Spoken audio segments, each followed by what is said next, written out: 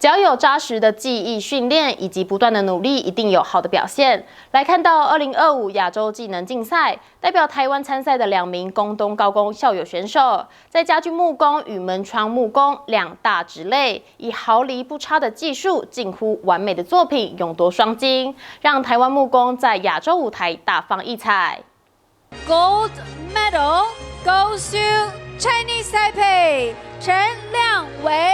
披上中华台北的旗帜，来自台湾代表选手陈亮维，这次参加2025亚洲技能竞赛，勇夺门窗木工金牌。另外一位台湾代表选手陈其胜也拿下家具木工金牌。2人都是出身台东工东高工木工与室内空间设计，虽然目前已毕业就读相关科系大学，但从在校期间就接受完整且扎实的技艺训练，从基本工具操作、精密测量、榫接结构到家具门窗制作与空间装修，每一步都奠定他们站上国际舞台的深厚基础。国际型的赛事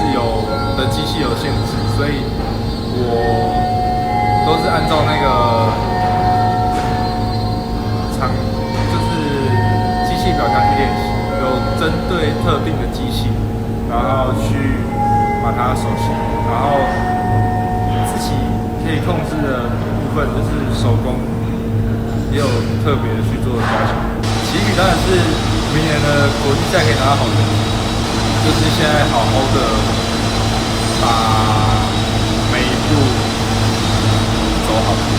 而2位选手从国手选拔开始就把国际赛列为目标，1年来平均每周投入超过50小时练习，模拟赛、手刨精度训练、作品检测、竞赛心理调整等等，全都不曾松懈。选手表示，除了自己的努力与抗压性，学校的老师与学长们的陪伴指导，也是他们能站上亚洲第一舞台的重要助力。历届的学长姐就是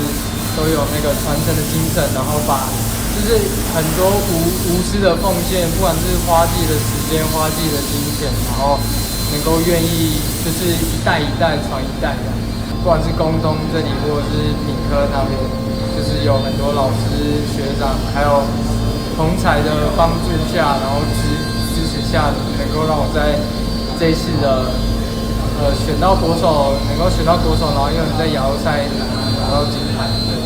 就是他们的功劳都很多。工东高工一直以扎根台东青年、培育专业技能为使命，并打造完整训练环境。如今2位校友在国际赛场夺金，也让工东高工再度写下技职教育历史新页，更象征台湾技职教育的能量已走向世界。记者台东市报道。